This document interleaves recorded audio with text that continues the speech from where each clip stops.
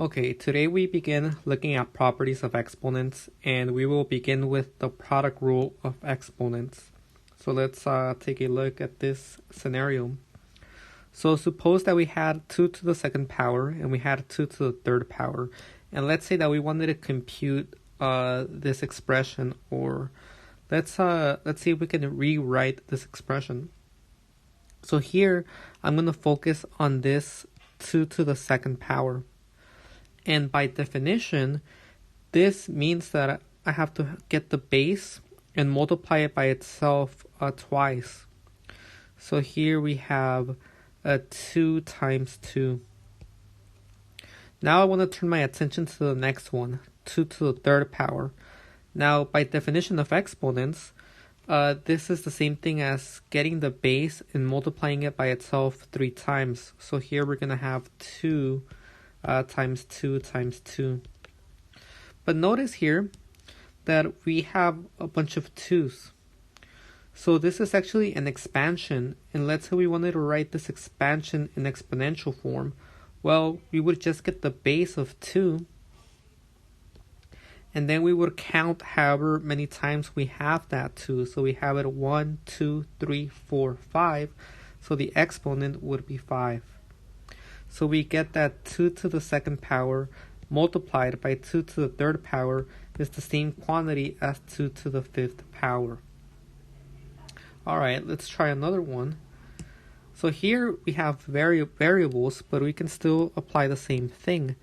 Here, x is being raised to the fourth power, so I'm going to write x 1, 2, 3, 4 times. On the other hand, we have x to the third power, so this time we're going to write x multiplied by itself 3 times. And now we have an expansion, and the expansion that I just did is compiled of only one base, that being x. So let's rewrite this as x. In counting, we have 1, 2, 3, 4, 5, 6, 7. So x to the 7th power, so we get that x to the 4th times x to the 3rd is the same thing as x to the 7th power. So hopefully you're able to recognize that all we're doing is just adding the exponents together. So here 4 plus 3 is the same thing as 7, and then here 2 plus 3 is the same thing as 5. So long as we have the same base. Because we don't always want to expand these. We like the shortcuts. So here's the definition. Suppose m and n represent exponents, so these guys right here. And suppose x represents a base, so x is your common base. Then you can get that base and add the exponents together.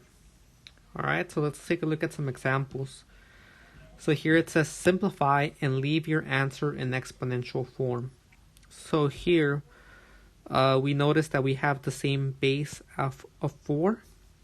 So we can rewrite this as 4 and 2 plus 5.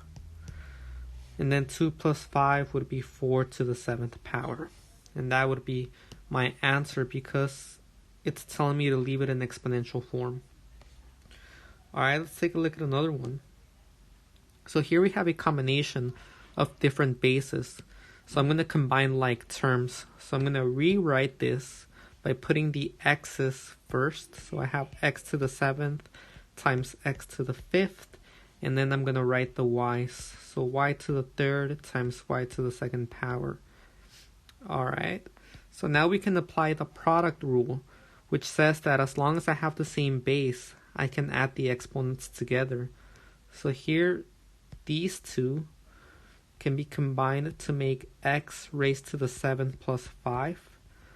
And then these two right here can be combined to make y to the 3rd plus 2. And then finally, we can say that we get x, 7 plus 5 is 12. And then y, 3 plus 2 is 5. So this would be our final answer. Alright, so here. Now, whenever there's no exponent explicitly stated, such as here, this 2 has an exponent of 3, this y has an exponent of 2. Here, y and 2 seem like they don't have an exponent, but in reality they do. Whenever you see that, you can imagine them having an exponent of 1. And now we're going to do the same thing we did in the previous problem. We're going to put the numbers together.